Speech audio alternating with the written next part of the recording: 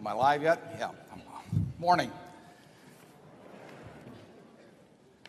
We were a little worried today because we weren't sure from the reservations whether we could handle everybody, but it looks to me like there may be a couple seats left up there. But I think next year we're going to have to find a different spot because it looks to me like we're up about 600 this year from last year. And to be on the safe side, we will seek out a larger spot. Now, there are certain implications to that because, as some of the more experienced of you know, a few years ago we were holding this meeting at the Joslin Museum, which is a temple of culture. And we've now, of course, moved to an old vaudeville theater. And the only place in town that can hold us next year, I think, is the Exarban Coliseum, where they have Keno and racetracks. So we are sliding down the cultural chain just as Charlie predicted years ago. He saw all this coming. Charlie, I have some rather distressing news to report. There are always a few people that vote against everyone on the slate for directors, and there maybe a dozen or so people do that. And then there are others that single shot it, and they pick out people to vote against. And this will come as news to Charlie. I haven't told him yet, but he is the only one among our candidates for directors that received no negative votes this year. Hold it. No need to applaud. I tell you, when you lose out the title of Miss Congeniality to Charlie, you know you're in trouble with it.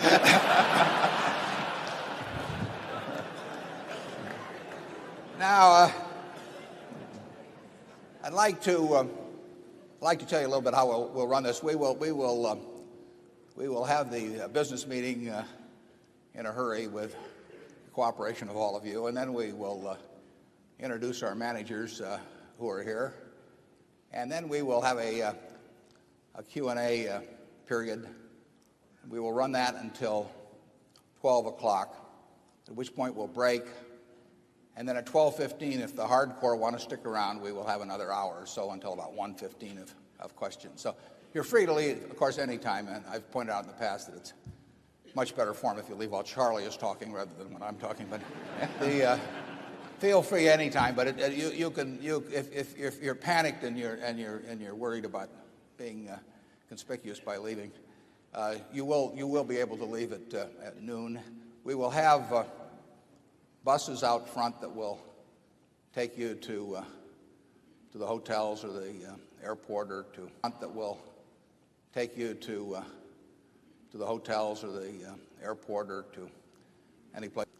any place in town in which we have a commercial interest, and we encourage you staying around on that basis. Let's get the business of the meeting out of the way, and then we can get on to more interesting things.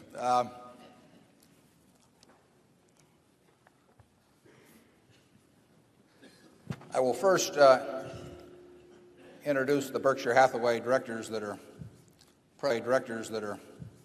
present in addition to myself. And first of all, there's Charlie, who is the vice chairman of Berkshire.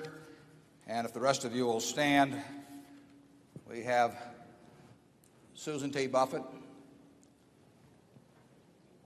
Howard Buffett, Malcolm Chase III, and Walter Scott Jr. And that's it.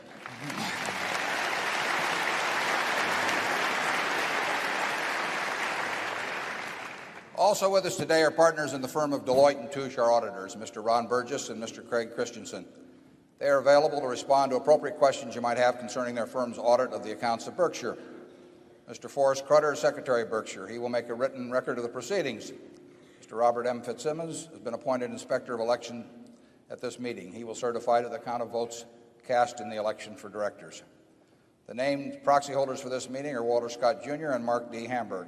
Proxy cards have been returned through last Friday, representing 1,035,680 Berkshire shares to be voted by the proxy holders as indicated on the cards. That number of shares represents a quorum, and we will therefore directly proceed with the meeting. We will conduct the business of the meeting and adjourn the formal meeting.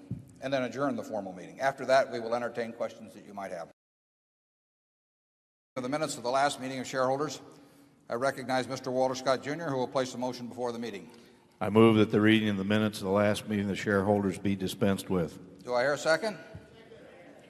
Motion has been moved and second. Are there any comments or questions? Hearing none, we will vote on the motion by voice vote. All those in favor say aye. Opposed? Motion is carried, and it's a vote.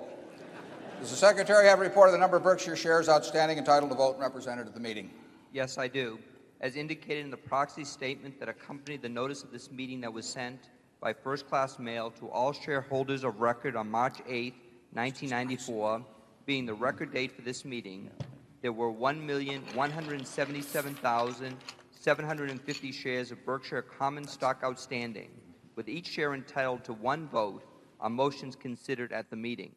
Of that number, 1,035,680 shares are represented at this meeting by proxies returned through last Friday.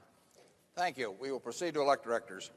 If a shareholder is present who wishes to withdraw a proxy previously sent in and vote in person, he or she may do so. Also, if any shareholder that is present has not turned in a proxy and desires a ballot in order to vote in person, you may do so. If you wish to do this, please identify yourself to meeting officials in the aisles who will furnish a ballot to you.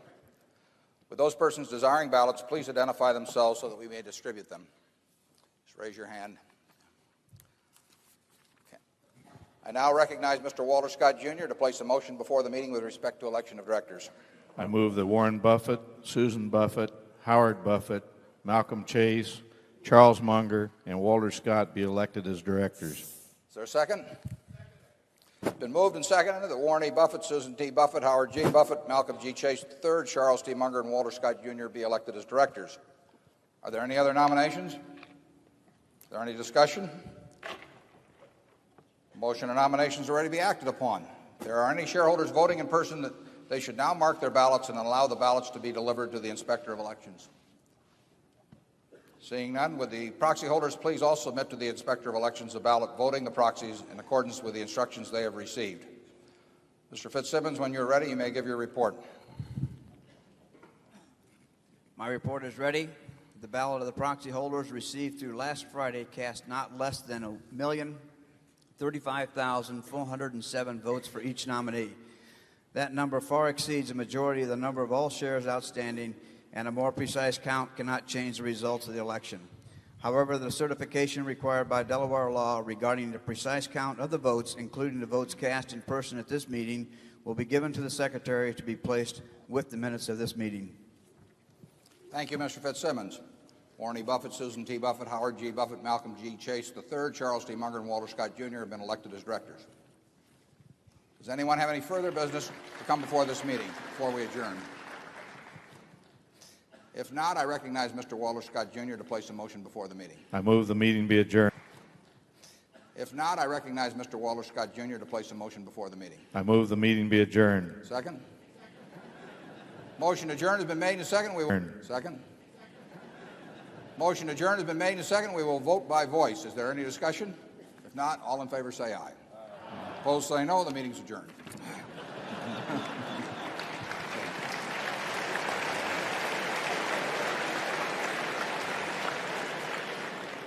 Democracy in Middle America. Now, I'd like to introduce some of the people that make this place. Work to you, and if you would hold your applause until the end, because there are quite a number of our managers here. I'm not sure which ones for sure are here. Some of them may be out tending the store as well. But first of all, from the Nebraska Furniture Mart, Louis, Ron, and Irv Blumpkin. I'm not sure who's here, but would you stand, please? Any of the Blumpkins that are present? Okay, looks like Irv. I can't quite see it. But yeah. From Borsheim's, Susan Jock here. Susan? There she is. Susan had a record day yesterday. Susan became CEO just a few months ago, and she's turning in records already. Keep it up. From Central States Indemnity, we have the Kaisers. I'm not sure which ones are here, but there's Bill Sr., Bill Jr., John, and Dick. The Kaisers stand up. I think I can see him. John. Don Worster from National Indemnity. Rod Eldred from the Home State Companies. Brad Kinsler from Cyprus, our workers' comp company. Ajit Jain, the big ticket writer in the East. and Mike Goldberg, who runs our real estate finance group, generally oversees the insurance group. Mike. Gary Heldman from Fetchheimers. Chuck Huggins from Seas, the candy man. Stan Lipsey from the Buffalo News. Chuck's been with us, incidentally, 20-odd years. Stan's been working with me for well over 25 years. Frank Rooney and Jim Isler from H.H. Brown. Dave Hillstrom from Precision Steel. Ralph Shea from Scott Fetzer. Peter Lundner, who is with our newest acquisition, Dexter Shoe, and Harold Alfon, his partner, couldn't be with us because his wife is ill. And finally, the manager that's been with Charlie and me the longest, Harry Bottle from K&W. Harry, you here? There it is. There's Harry. Yeah, Harry saved our bacon back in 1962 or so, when in some mad moment I went into the windmill business, and Harry got me out of it. That's our group of managers, and I appreciate it if you give them a hand.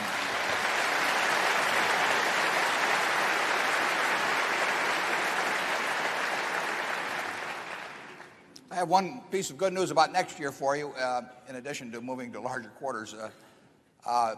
They're going to add nonstop air service from New York, Washington, and Los Angeles here in the next few months, Midwest Express. So I hope they do very well with it, and I hope that makes it easier for you to get into town. And, now, in this, for the next 2 hours and 15 minutes or so, we'll have a session where we will take questions. We have 7 zones, 3 on the main floor. We'll go start over there with zone 1 and work across. On the main floor, if you'll raise your hand, the person who is handling the mic will pass it to you, and we'll try to not repeat any individual in any one zone until everyone in that zone has had a chance to ask one question. So after you've been on once, let other people get a shot. When we move up to the loge, we have 1 person there, and in the case, and then we have 3 in the balcony, which is essentially full now. And we would up there, we would appreciate it if you'd leave your seat and go to the person with the mic. It'll be a little easier in both the loge and the balcony to handle it that way. And if you'll go a little ahead of time, that way, if there's a line of 2 or 3, you can line up for questions in both the loge and balcony. So whatever you'd care to ask, if you want an optimistic answer, you'll of course direct your question to Charlie. Like a little more realism, you'll come to me. And let's start over in zone 1. Sometimes we can't see too well from up here, but in fact, I can't even see the monitor right now. But do we have one over there?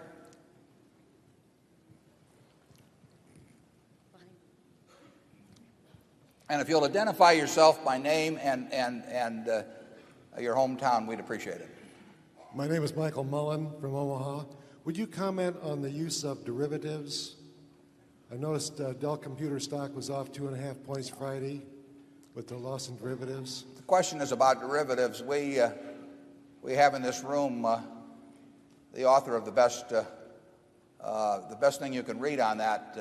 There was an article in Fortune about a month ago or so by Carol Loomis on derivatives, and far and away is the best article that's been written. We also have some people in the room that do business in derivatives from Solomon, and it's a very broad subject.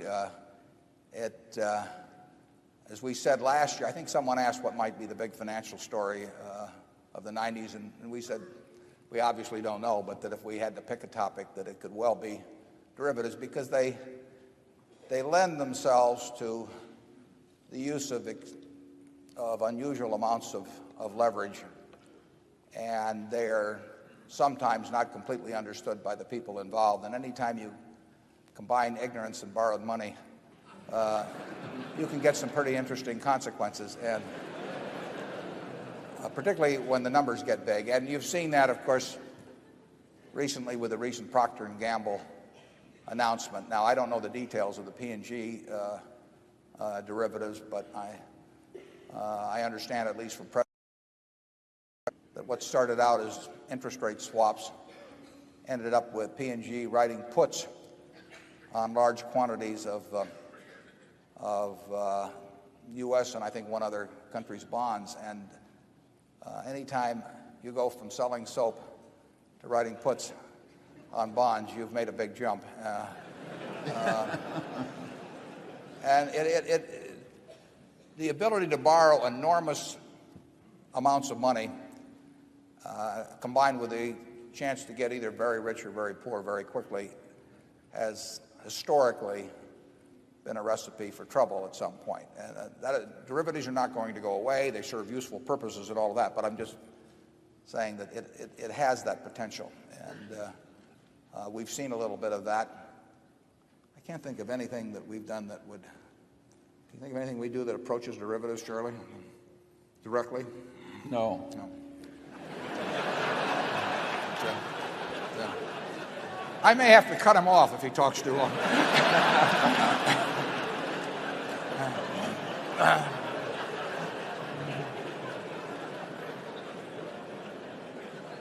Is there anything you would like to add to your already extensive remarks? I'm sorry.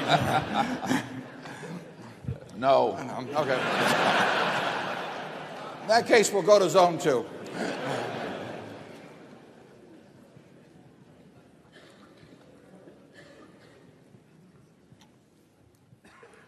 My name is Hugh Stevenson. I'm a shareholder from Atlanta.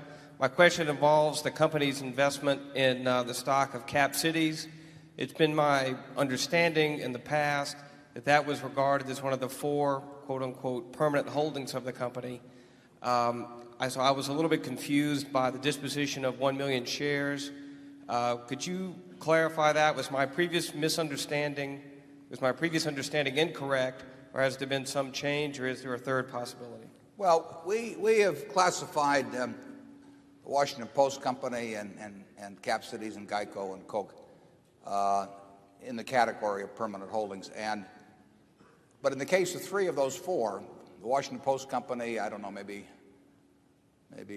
7 or 8 years ago, Geico some years back, and now Cap Cities, we have participated in tenders where the company has repurchased shares. Now, the first 2, the Post and Geico, we participated proportionally. That was not feasible and incidentally not as attractive tax-wise anymore. The 1968 Tax Act changed the desirability of proportional redemptions of shares from our standpoint. That point has been missed by a lot of journalists in commenting on it, but it just so happens that the commentary that has been written has been obsolete in some cases by 6 or 7 years. But we did participate in the Cap Cities tender offer just as we did in the Post and Geico. We still are by far the largest shareholder of Cap Cities. We think it's a superbly run operation in a business that looks a little tougher than it did 15 years ago, but looks a little bit better than it did 15 months ago.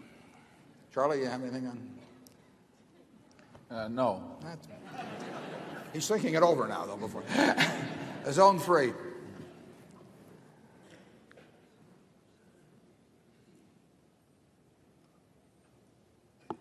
Good morning. My name's Howard Bascom. I'm from Kansas City, and I've got a theoretical value question for you.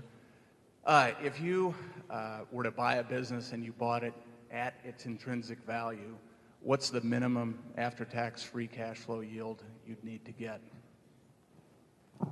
Well, your question is if we were buying all of a business and we were buying it at what we thought was intrinsic value, what was the minimum?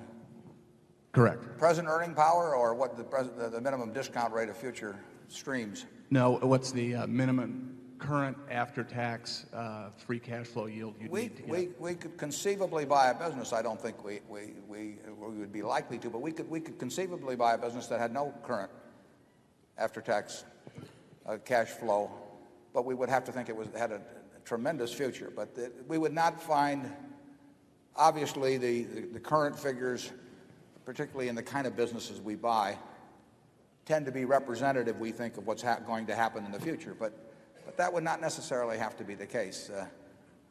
You can argue, for example, in buying stock at a time when it was losing significant money.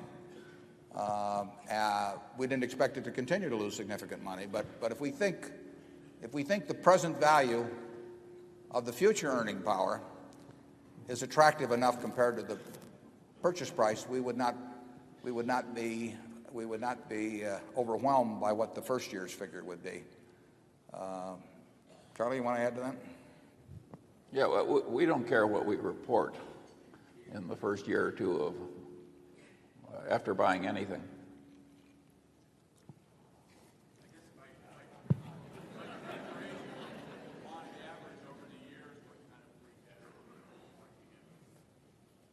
Well, I would say that in a world of 7% long-term bond rates, that we would certainly want to think we were discounting future after-tax streams of cash at least a 10% rate. But that will depend on the certainty we feel about the business. The more certain that we feel about a business, the closer we're willing to play it. We have to feel pretty certain about any business before we're even interested at all. But there's still degrees of certainty. And if we thought we were getting a stream of cash over the next 30 years that we felt extremely certain about, we would use a discount rate that would be somewhat less than if it was one where we thought we might get some surprises in 5 or 10 years. The possibility existed. Charlie? Nothing to add. Okay. Zone 4. Morris Spence from Omaha, Nebraska. You've made comments on several occasions about the intrinsic business value of the insurance operations. And in this year's report, you state that the insurance business possesses an intrinsic value that exceeds book value by a large amount, larger, in fact, than is the case at any other Berkshire business. I was wondering if you would explain in greater detail why you believe that to be true. Well, it's very hard to quantify, as we've said many times in the report, but I think that it's clear that even taking fairly pessimistic assumptions, that the excess of intrinsic value over carrying value is higher by some margin for the insurance business. And I think that the table in the report that shows you what our cost of float has been over the years and also what the trend of float has been over the years would, unless you thought that table had no validity for the future, I think that table would tend to point you in the direction of saying the insurance business does have a very significant excess of intrinsic value over carrying value. Very hard number to put something on, and you don't want to extrapolate that table out, but I think that table shows that we started with maybe 20 million of float and that we're up to something close to 3 billion of float, and that float has come to us at a cost that's extremely attractive on average over the years. And just to pick an example, last year when we actually had an underwriting profit, the value of that float was something over $200 million. And that figure was a lot bigger than it was 10 years ago or 20 years ago. So that is a stream. Last year was unusually favorable, but that's a very significant stream of earnings, and it's one we feel we have reasonably good prospects in. So we feel very good about the insurance business. Okay, Zone 5. Yeah, my name is Cy Rademacher from Omaha. Is there any point at which your stock would rise to the point where you might split the stock? Surprise, surprise. I think I'll let Charlie answer that this year. He's so popular with the shareholders that I can afford to let him take the tough questions. I think the answer is no.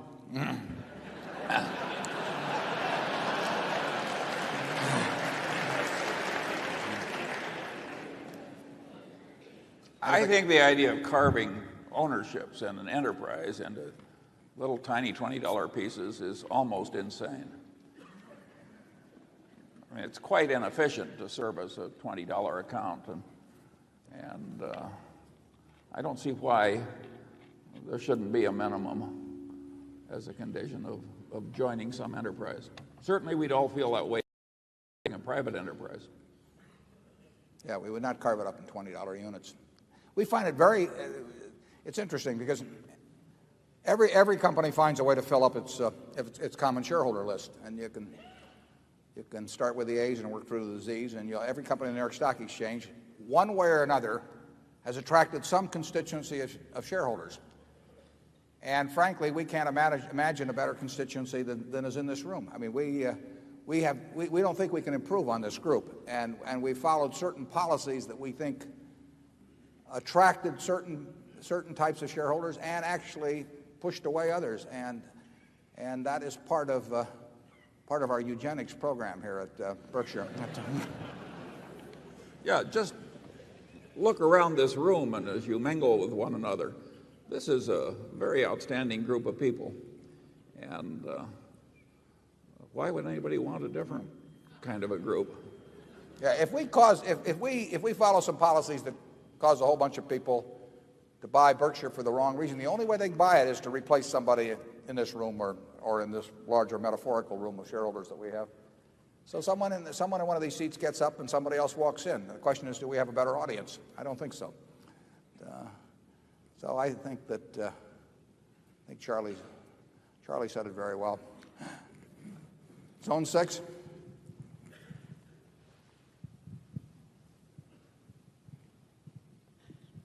Mr. Buffett, my name is Rob Naw. I'm from Omaha, Nebraska. My question is, given the recent announcement of Midwest Express and their nonstop jet service between the East and West Coasts, will this cut down on your use of the indefensible? And will you use more commercial air travel? This is a question planted by Charlie.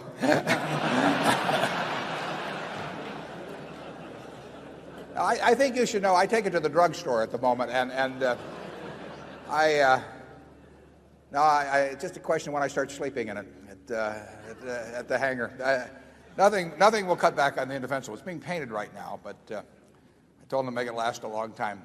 Charlie, though, was pointing out the merits of other kinds of transportation last night at the meeting of our managers. He might want to repeat those here. Well, I just pointed out that the back of the plane arrived at the same time as the front of the plane, invariably. He's even more of an authority on buses, incidentally, if anybody has. Zone 7.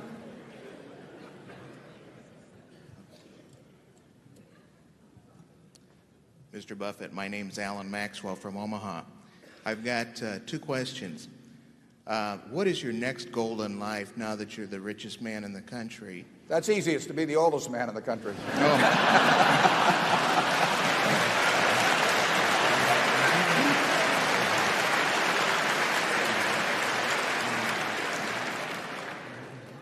Secondly, you talk about good management with corporations and that you try and buy companies with good management. I feel that I have about as much chance of meeting good managers other than yourself as I do bringing Richard Nixon back to life. How do I, as an average investor, find out what good management is? Well, I think you judge management by two yardsticks. One is how well they run the business, and I think you can learn a lot about that by reading about both what they've accomplished and what their competitors have accomplished, and seeing how they have allocated capital over time. You have to have some understanding of the hand they were dealt when they themselves got a chance to play the hand. But if you understand something about the business they're in, and you can't understand it in every business, but you can find industries or companies where you can't understand it, then you simply want to look at how well they have been doing in playing the hand essentially that's been dealt with them. And then the second thing you want to figure out is how well that they treat their owners. And I think you can get a handle on that oftentimes. A lot of times you can't. I mean, there are many companies that obviously fall in somewhere in that 20th to 80th percentile, and it's a little hard to pick out where they do fall. But I think you can usually figure out. I mean, it is not it's not hard to figure out that, say, Bill Gates or Tom Murphy or Don Keogh or people like that are really outstanding managers. And it's hard to figure out who they're working for. And I could give you some cases on the other end of the spectrum, too. It's interesting how often the ones that, in my view, are the poor managers also turn out to be the ones that really don't think that much about the shareholders, too. The two often go hand in hand. But I think reading of reports, reading of competitors' reports, I think you'll get a fix on that in some cases. You don't have to make 100 correct judgments in this business or 50 correct judgments. You only have to make a few. And that's all we try to do. And generally speaking, the conclusions I've come to about managers have really come about the same way you could make yours. I mean, they've come about by reading reports rather than any intimate personal knowledge or knowing them personally at all. So read the proxy statements, see what they think of, see how they treat themselves versus how they treat the shareholders, and look at what they have accomplished considering what the hand was that they were dealt when they took over, compared to what is going on in the industry. And I think you can figure it out sometimes. You don't have to figure it out very often. Charlie? Nothing to add. No. Okay, we're back to Zone 1.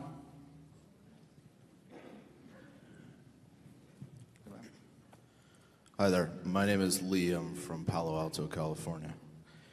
In meeting Ajit Jain, I've been very impressed over the years. I think I even met his parents once. They came from India.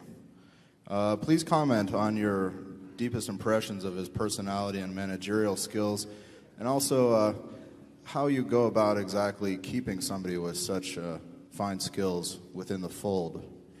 He might go to Walt Disney someday and pull down $200 million.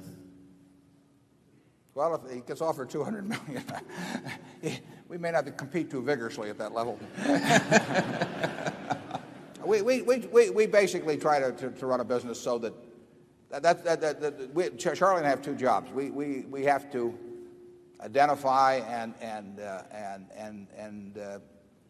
keep good managers interested after we figured out who they are, and that often is a little different here because I would say a majority of our managers are financially independent, so that they don't go to work because they are worried about putting kids through school or putting food on the table. So they have to have some reason to go to work aside from that. They have to be treated fairly in terms of compensation, but they also have to figure it is better than playing golf every day or whatever it may be. And so that's one of the jobs we have, and we basically attack that the same way. We look at what they do the same way we look at what we do. We've got a wonderful group of shareholders. Before I ran this, I had a partnership. I had a great group of partners, and essentially I like to be left alone to do what I did. I like to be judged on the scorecard at the end of the year rather than on every stroke, and not second-guessed in a way that was inappropriate. I like to have people who understood the environment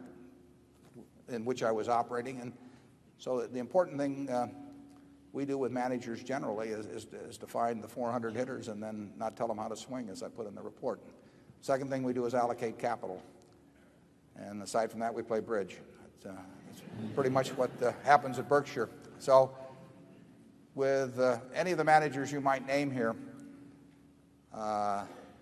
we try to make it interesting and fun for them to run their business. We try to have a compensation arrangement that's appropriate for the kind of business they're in. We have no company-wide compensation plan.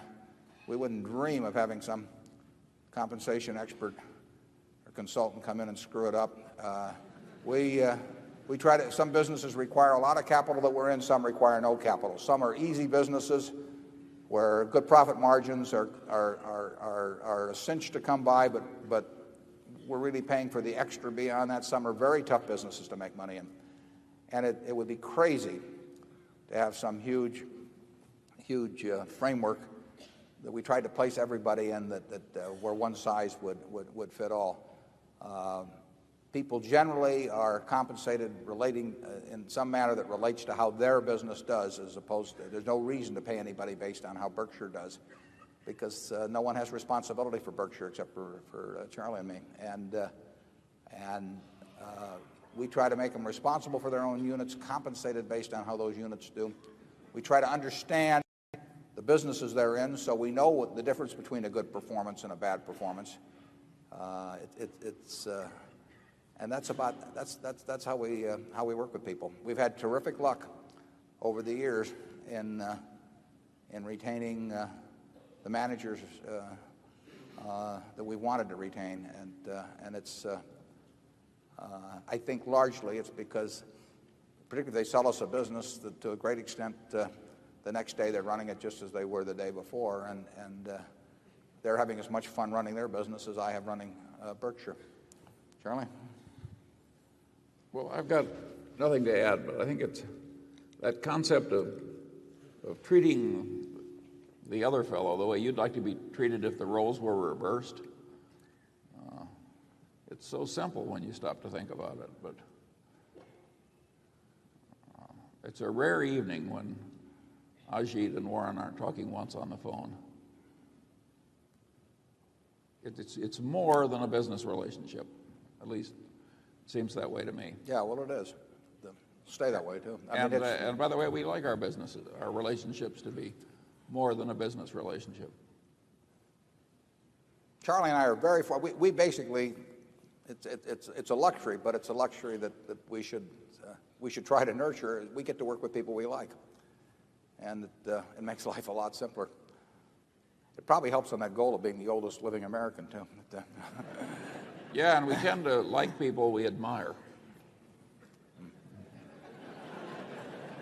Yeah, who do we like that we don't admire, Charlie? Start naming names. Do these people have names? Zone 2.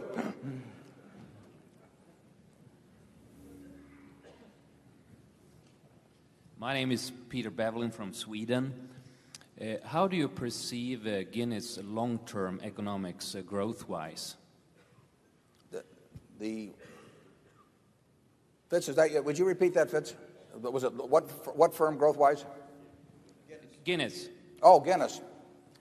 Yeah, I'm not as much of an expert on Guinness's products as Charlie is. We proved that.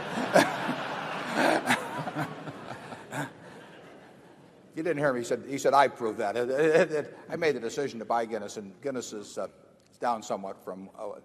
Actually, the price in pounds is about the same, but the pound is at about $1.46 or 7 against an average of $1.80 something. So we've had a significant exchange loss on that. The Guinness is, despite the name, the main product, of course, is Scotch, and that's where most of the money is made. Oh, they make good money in brewing, but distilling is the main business. And the usage of Scotch, particularly in this country, the trends have not been strong at all. But that was true when we bought it too. There's some countries around the world where it's grown, and there's certain countries where it's a huge prestige item. I mean, in certain parts of the Far East, the more you pay for Scotch, the better you think people think of you. Which I don't understand completely, but I hope it continues. But the worldwide Scotch consumption has not been anything to write home about. Guinness makes a lot of money in the business, but I don't see anything in published history that would lead you to believe that the growth prospects in terms of physical volume are high for Scotch. The Guinness itself, the beer, actually has shown pretty good growth rates in some countries, actually from a very tiny base in the U.S. as well. But they will have to do well in distilling, or that will govern the outcome of Guinness. I think Guinness is well run, and it's a very important company in that business, but I wouldn't count on a lot of physical growth. Charlie, any consumer insights? No. Zone 3?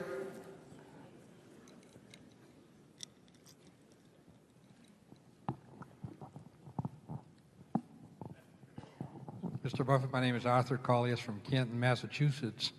And I'd like to know how you respond to the question that my associates asked me when they say that Berkshire Hathaway has been a good investment up to now, but if, God forbid, something happens to Mr. Warren Buffett.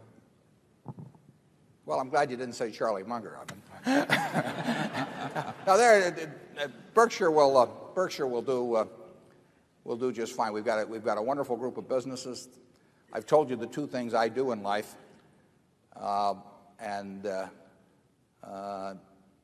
in terms of the managers we have, you'd have to come in and really want to mess it up, I would think. And we don't have anybody like that in terms of succession plans at Berkshire. And then there's the question of allocation of capital. And you could do worse than just adding it to some of the positions that we already had. The ownership is, if I die tonight, the ownership structure does not change. So you've got the same large block of stock that has every interest in having good successor management as I would. I mean, there would be no greater interest, and it's not a complicated business.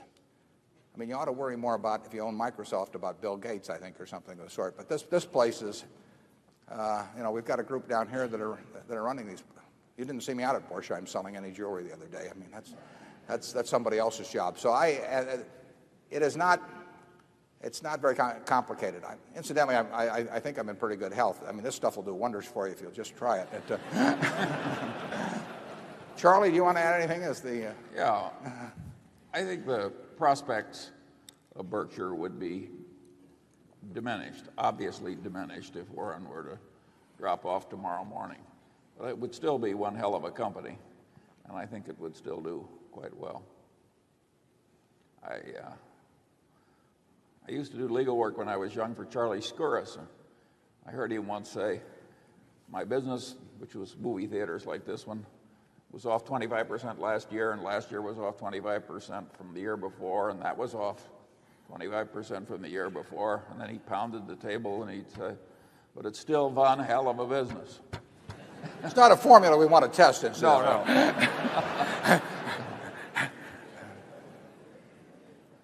It is one hell of a business, though, we've got here. I mean, if you saw what happened at Berkshire headquarters, you would not worry as much. There's very little going on there that contributes to things. We're right now at our peak of activity. This is it. Zone 4. First of all, my name is Al Martin, and my wife, Terry, is here with me. And I appreciate the invitation to attend this meeting. I was a little bit dubious and quite excited at that game Saturday night. I didn't know which side was going to throw the game to the other one, but I did find out at the end. The first question actually was somewhat answered, but not fully. Has the board considered a reverse split? My experience has been that... Would you like to make that a motion? There was a motion for a reverse split. I would say a 2-for-1, because if it were 3 or 4-for-1, I might end up with no shares, or fractional shares. But anyway, my experience has been that all of the stocks that have split have gone down in the next 2 or 3 months or the next 2 or 3 years, including one which you are drinking, which is a flat Coke. Also, I have observed Merck over the last several years to be hitting a low, which split 3-for-1. So I think that, the reasons for splitting stocks are to make it affordable. I found that every stock I ever bought was never affordable. I found the reason I bought it was because I couldn't afford not to buy it. So that's a different philosophy. I guess that's somewhat shared indirectly with the board's running of the stock. The second question, which is has to do with... Hope it's as easy as the first question. Well,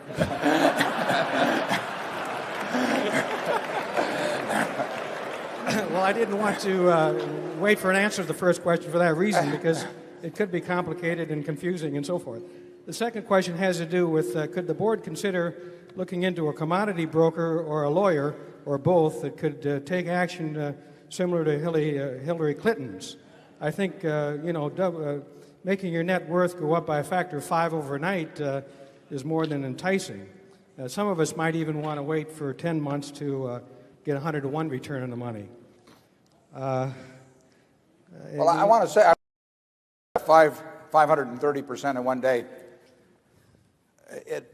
Charlie has never done that for us. I mean, it really caused me to reassess succession plans at Berkshire. And Hillary may be free in a few years.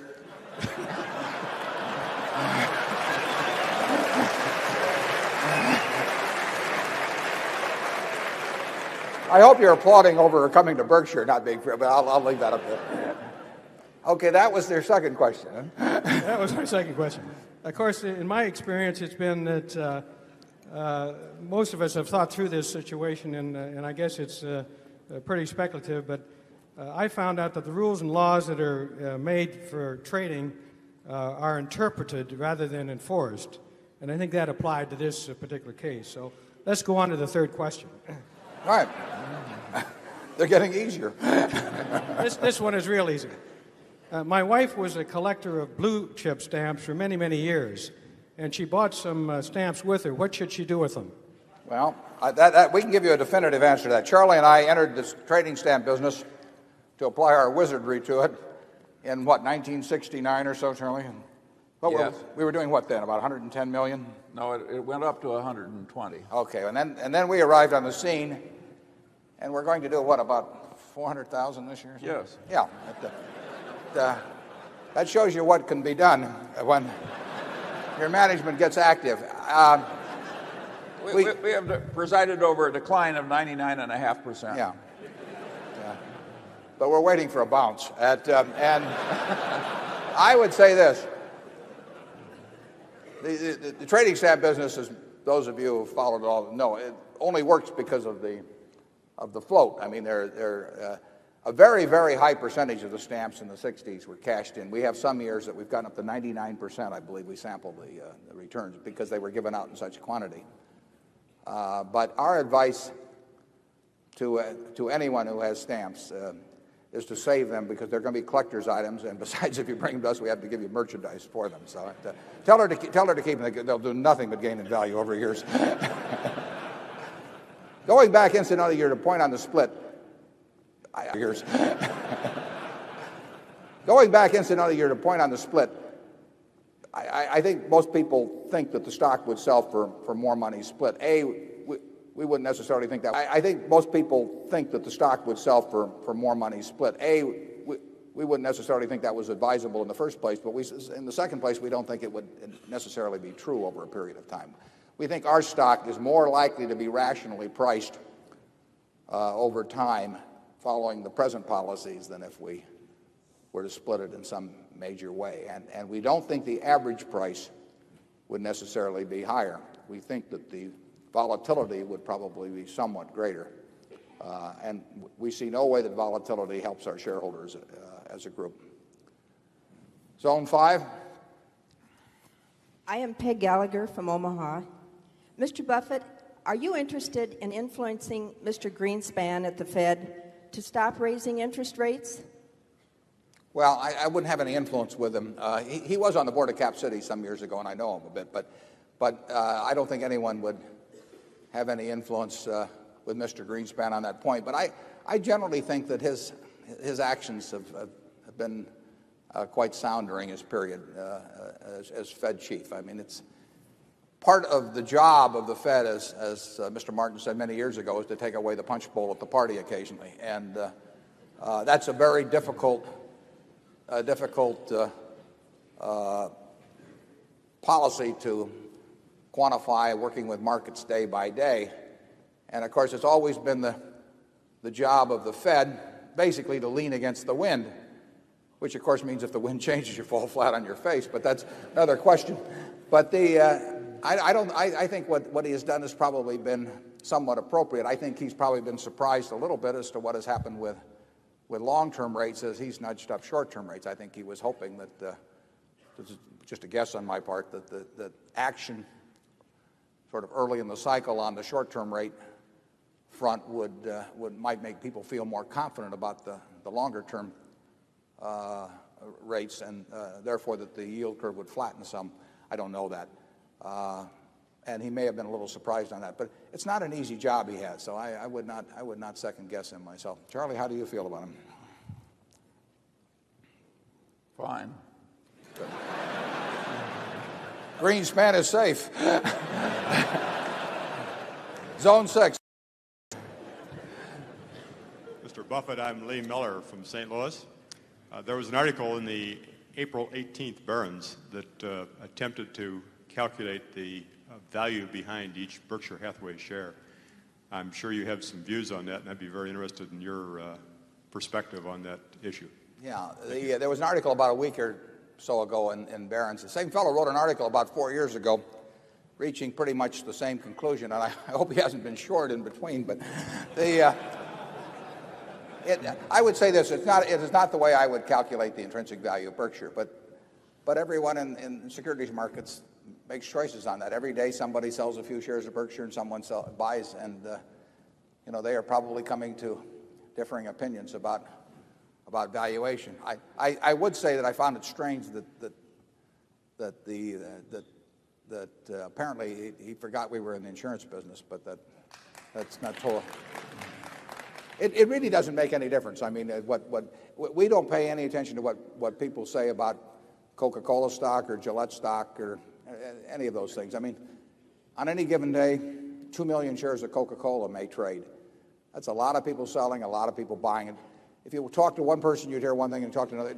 You really should not make decisions in securities based on what other people think. If you're doing that, you should think about doing something else, because a public opinion poll will not get you rich in Wall Street. So you really want to stick with businesses that you feel you can somehow evaluate yourself. And Charlie and I, we don't read anything about what the economy is going to do, or the market's going to do, or what anytime I see some article that says, these analysts say this or that about some business, it doesn't mean anything to us. You cannot get rich with a weather vane. Zone 7. I'm Edward Barr from Lexington, Kentucky, and I'd like to ask, given the amount of capital in the banking industry, do you think that more banks should be buying back significant amounts of their stock, like SunTrust, versus just the token amounts that they're buying back, or just the authorized amounts? And then also, related question in banking, are banks too focused on goodwill amortization when declining to buy other banks for cash, thereby using purchase accounting, versus the normal practice in the industry of pooling accounting, even when the stock that they issue may be depressed or undervalued? Well, the first question about the capital in the industry, that you really have to look at that on a bank-by-bank basis, and there is a lot more repurchasing of shares by banks taking place. You mentioned SunTrust, but National City they bought it back, I think 5% of their, National City of Cleveland bought back 5% of their stock in the first quarter. There's much more repurchasing going on, and that's simply a judgment call by management as to the level of capital they need going forward, and what level of capital enables them to earn the return on equity that they think appropriate, and what they feel like paying for their own shares. So I think you have to look at that on case by case. We certainly like it.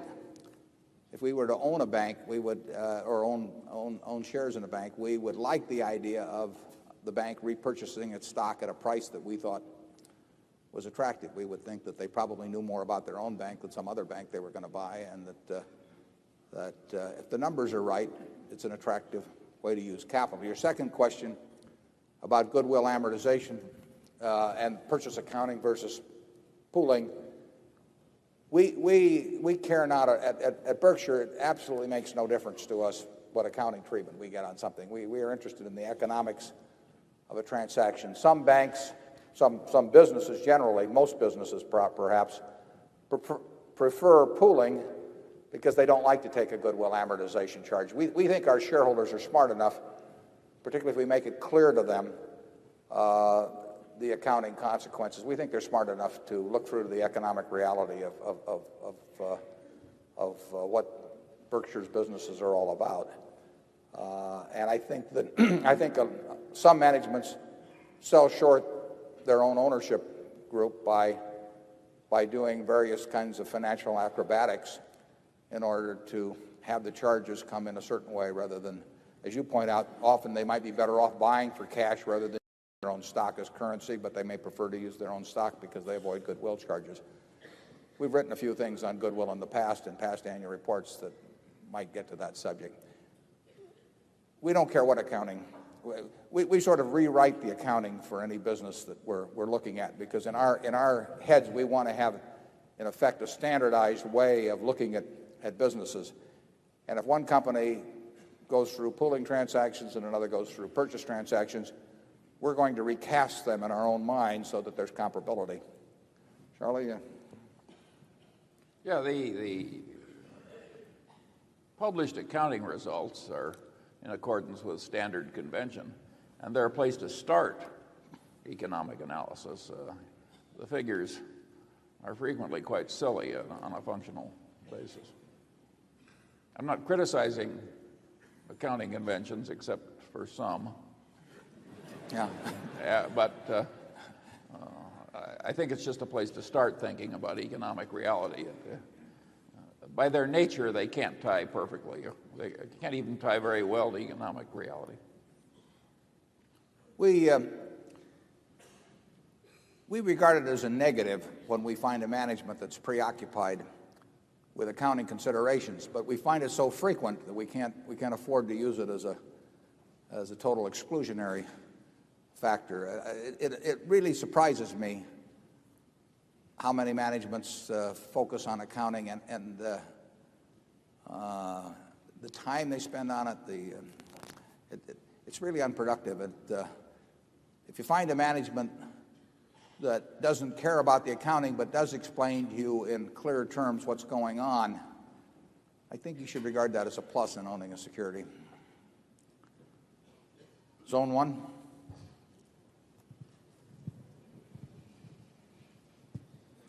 Mr. Buffett, my name is Bill Ackman. I'm from New York City, and my question relates to the appeal of Salomon Brothers as an investment. You talked earlier about leverage and the dangers of leverage. Salomon is a business which is levered 30-1, which has very narrow margins and earns a relatively modest return on equity in light of the amount of leverage that they use. What is the appeal of the business to you? We have here today the chief executive of Salomon Inc., the parent company, and also the chief executive of Salomon Brothers, the investment banking arm. And I would say one of the things Charlie and I feel extraordinarily good about are the two fellows that are running that operation. They did an exceptional job under extraordinarily difficult circumstances, as did John McFarlane, who's also here today. The three of them, I mentioned 4 people in the annual report, and Salomon wouldn't be here today without those three, and it wouldn't be the company in the future that it's going to be without them. And they did an absolutely fabulous job. It's the sort of business that, as you point out, uses a lot of leverage. It doesn't, in one way, it doesn't use as much as it looks like, and another way, it uses even more than it looks like. But the test will be, A, whether they control that business in a way that leverage does not prove dangerous, and secondly, what kind of returns on equity they earn while using it. You certainly should expect to earn somewhat higher returns on equity when you are necessarily exposed to a small amount of systemic risk and significant amounts of borrowed money than you would in a business that's an extremely plain vanilla business. But I don't know whether you've met Bob and Derek, but I think you'd feel better about having leverage in their hands than about any other hands you can imagine. Charlie? Why don't we have those 3 gentlemen stand up? Yeah, you ought to give them a hand. They really have done a job for Berkshire in this last year. I'll leave the applause for them. Where are they? There they are.